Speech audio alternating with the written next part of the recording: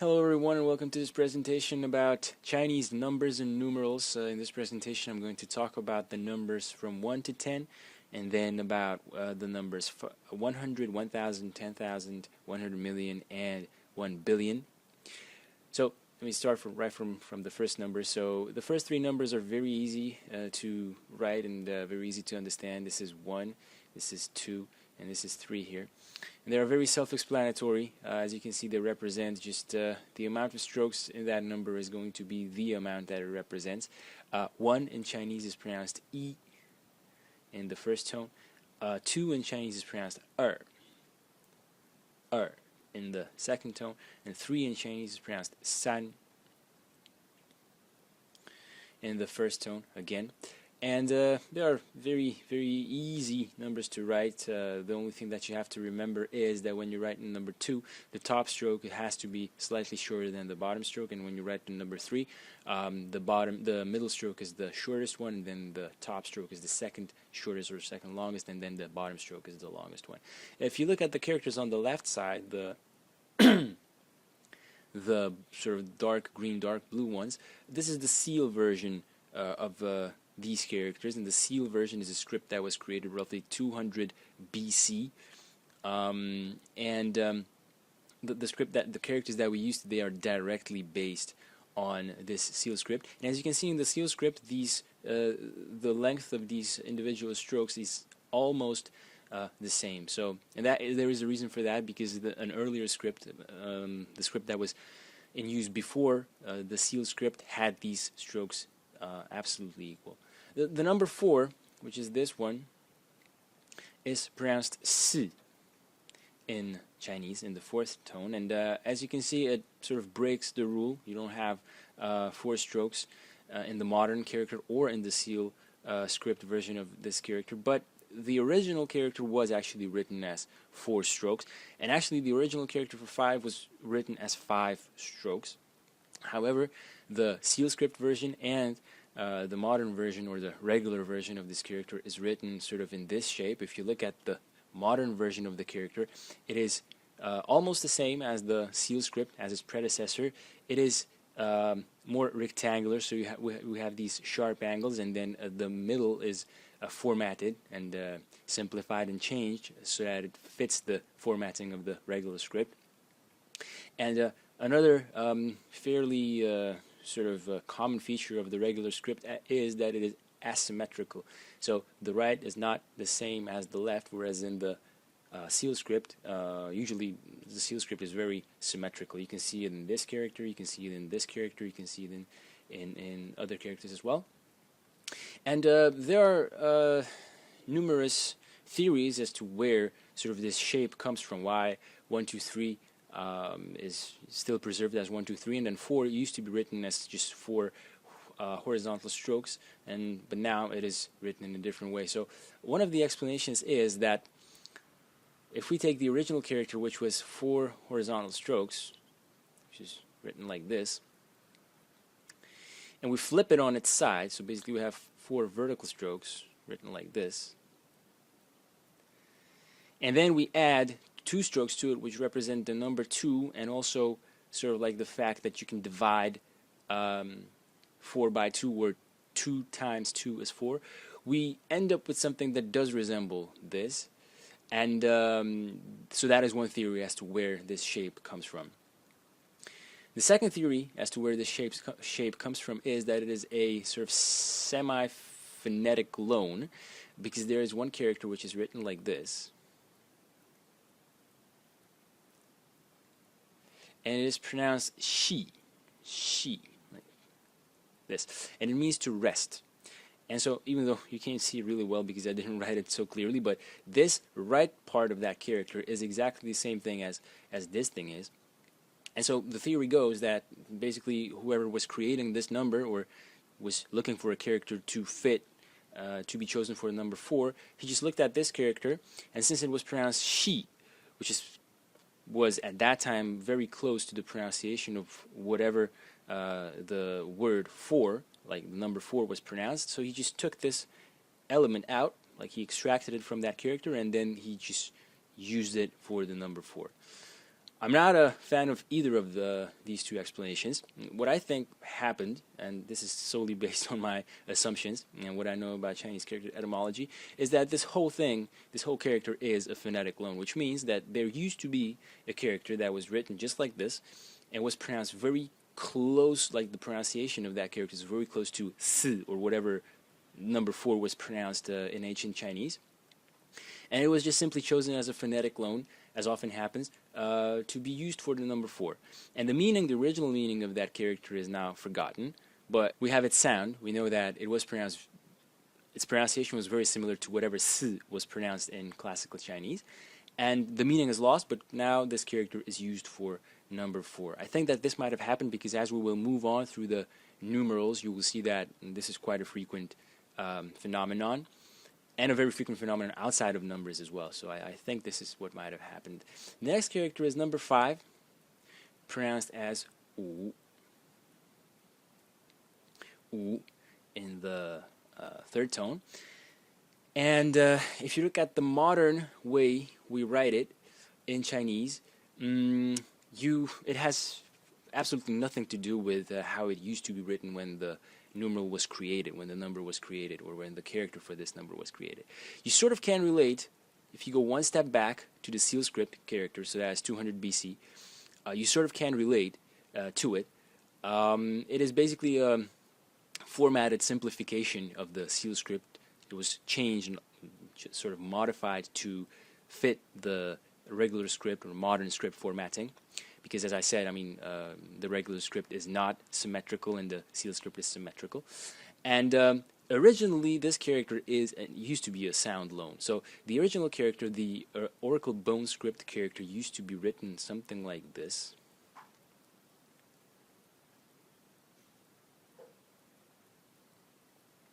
And its meaning was to meet, like when two people meet each other.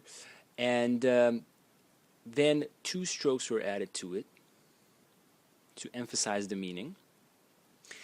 And the top and bottom was then sort of removed, and what you were left with, and I hope it's clear from my writing, that what you were left with was basically this character, sort of.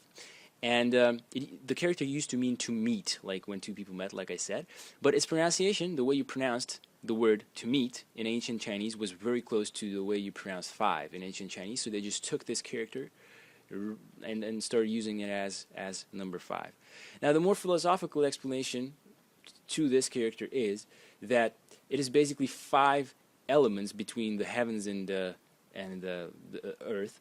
So basically, this is the extremes or the extremities of this cross represent the 5 elements. So that would be water, fire, wood, metal, and I don't know what the last thing is. And so basically, this stroke, the top stroke, is the heavens, and the bottom stroke is the ground or the earth. But this interpretation came much later, like much later after this character was created, and we know now that it was a phonetic loan. So this interpretation is wrong to a very large extent. The next character represents number 6, and is again a phonetic loan. It is pronounced liu, liu, in the 4th tone, and the original character was written something like this. Try to write that. This is the Oracle Bone script version of this character.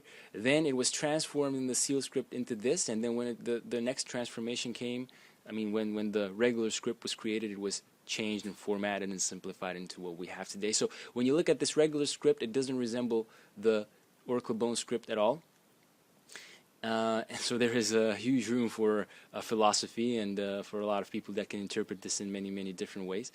But in either case, liu originally was written like this, and it used to mean exactly what it looks like, and that is basically a house. When you look at it from the front, you have the roof, and then you have sort of like these 2 walls. And again, the way you used to pronounce the word house in ancient Chinese was very close to the way you used to pronounce 6 in ancient Chinese. So whoever was trying to figure out how to write 6. He just looked for the closest word which was pronounced similarly or in the exact same way, and that happened to be the character for that happened to be the word house, which already had a character, so they just took that and started using it as number 6. Philosophical explanation for number 6 is that it is basically the four walls of a room and the roof and the ground. So the 4 walls is 4 plus 1 roof plus 1 ground, so that gives you 6. But actually, that is also not true because it most probably was just a phonetic loan, like I mentioned. The next character is character that represents number 7, pronounced chi, chi in the first tone, and again it's a phonetic loan. Originally, a chi used to be written like this, and so for those of you who know Chinese, maybe even those of you who are watching this video for the first, who are beginners in Chinese and know nothing about numbers, if you look at this character over here, it looks exactly the same, and this is, by the way, the character for number 10. So originally, chi, number 7, used to be written like the modern number 10, but it is also a phonetic loan, and it used to mean to cut something, or to basically cut something with a tool. And again, the pronunciation for that word, whatever it was in ancient Chinese, was very similar to the pronunciation of number 7, and so it started to be used in its stead. Like, people started to use that character also for the number 7. And now, if you look at this character in the seal script, it is slightly changed, and then there's this little sort of like a loop. And then if you look at the modern character, that is just, again, a change of that seal script. So if you look at the modern character and if you look at the original at the cross, they don't have that much in common, but if you go one step back and then one step back, and you know that it's a phonetic loan, it will start to make slightly more sense. The next character is number 8. And again, I'm very inclined to think that it is a phonetic loan. It is pronounced ba, ba. And its original meaning is to divide, and this meaning is preserved in Chinese characters. If you have, in several Chinese characters, when you have this element, so that is ba, it doesn't mean 8, but it means to divide. Many characters, you can go and look that up. And so again, what might have happened is that originally, there was only a character for the word to divide. And whatever it used to be pronounced in ancient Chinese was very close to the number 8, and then it was just chosen to be used for that as well. The next character is number 9, and it's pronounced Zhou. Zhou. In the third tone, Zhou. And this is slightly more complicated to explain, because when you look at the older versions of this character, bronze inscriptions and oracle bone script characters, versions of this character, it looks slightly like a dragon, so people are inclined to explain it as one of the dragons that are present in numerals. And actually, I read a commentary that actually all characters used to be some sort of a dragon, like the graphs or the characters for numbers used to be dragons. But as you see, there are some that are clearly phonetic loans. Some, I'm not sure, but some are clearly phonetic loans, so that doesn't hold true. In either case, the original character looks something, and let me try to write that, something like this.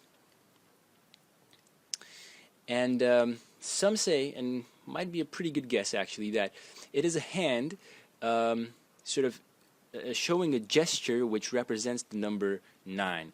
Just like in our Western cultures, we have gestures for number 1, number 2, number 5, and so on. And also we have a gesture for number 9. And so the gesture for number 9 in ancient Chinese might have looked something like this.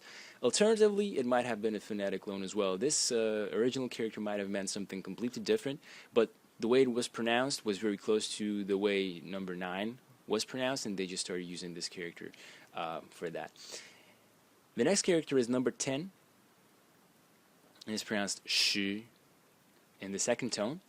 And originally it used to be written just like one horizontal, one vertical stroke.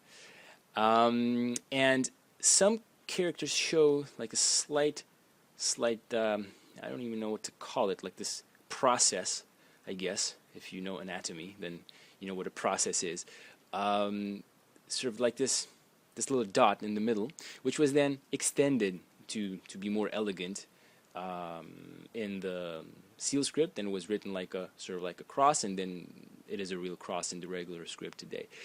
The explanations that I've read, or interpretation as to what this vertical stroke means, some say that it was just a type of a calculating device, an ancient type of a measuring calculating device, and it was just chosen for the number 10. Again, I'm inclined to say after all these, after all these phonetic loans that we can find in numbers and numerals, that it was also a phonetic loan. So maybe it really stood for a calculating device, but the way the character was pronounced, so the character that represented the calculating device in ancient Chinese was pronounced very similarly to number 10, and since etymologically it also was sort of similar, so it was chosen to represent in number 10 as well. And so now we have number 100, and this is going to be much more straightforward. So number 100 is pronounced bai in the third tone, and this is a classical phono-semantic compound. It consists of two elements, and let me just change the colors here. So this is the top element, and this is pronounced E, and it means this thing, right? Number 1.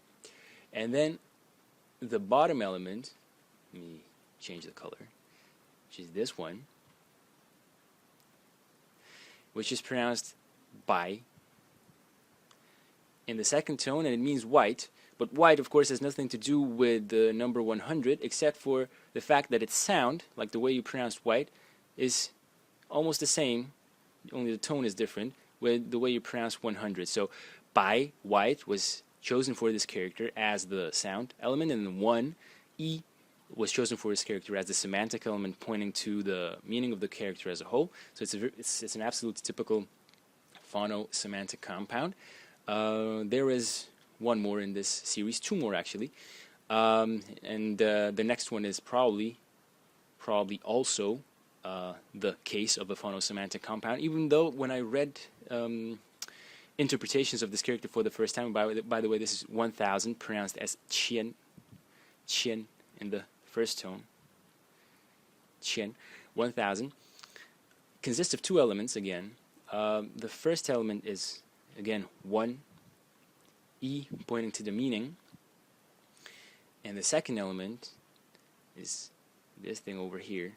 Might have chosen a different color, not green, and it is ren,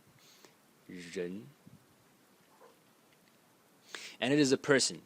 So the first sort of explanation or interpretation or definition for this character that I've read was that 1 definitely points to the meaning, but also ren, person, points to the meaning, as in counting people or people counting something, but more probably just counting people, maybe like a platoon of soldiers or something like that. But then I looked at reconstruction tables of Middle Chinese pronunciation, and ren is pronounced jian. I'm not really very good at Middle Chinese pronunciation, but in either case, the pronunciation of ren in Middle Chinese was very, very, very close to the pronunciation of qian in Middle Chinese. So, and we have to remember that Middle Chinese is about 6th century AD, and these characters were created much earlier, like in time. So the pronunciation might have been even closer than that, and it is safe to assume that ren in this character is the phonetic element, just like bai is the phonetic element in 100. So again, number 1, this stroke over here is pointing to the meaning, that the whole character is a number, and then ren, which is qian, ren, is the phonetic element pointing to the sound of the character, which is pronounced qian.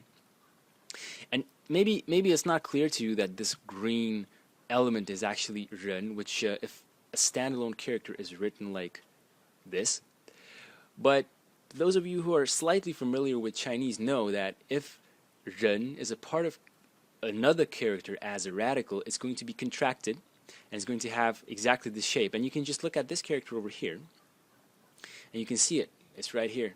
This is also ren. And maybe in this case, the seal script is going to be slightly more helpful than the regular script, because in the seal script you can see this ren character, which is this part over here, fully preserved over here as well. And that's exactly the way how you write. Let me try to do that in an isolated way. This is exactly how you write ren as a standalone character in the seal script. So as you can see in the seal script, it doesn't change its form. The shape is the same in the seal script, whether it is a standalone character or whether it is a part of different characters.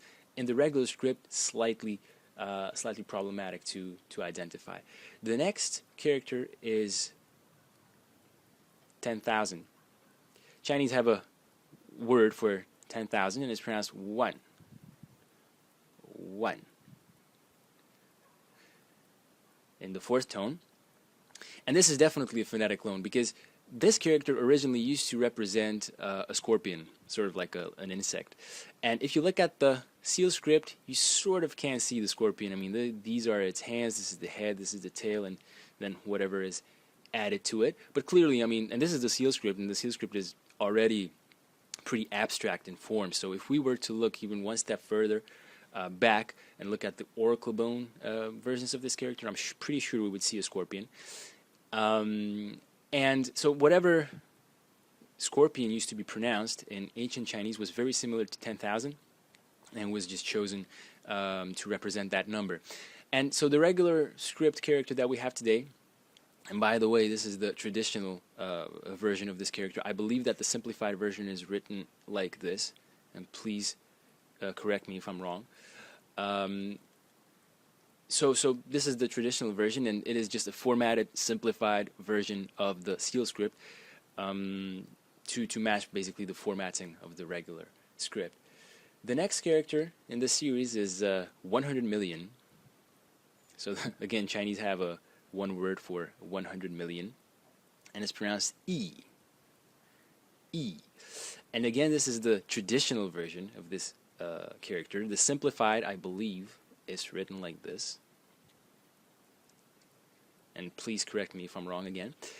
And again, it is a very typical phono-semantic compound. This is the semantic element, zhen. This is pointing to the meaning.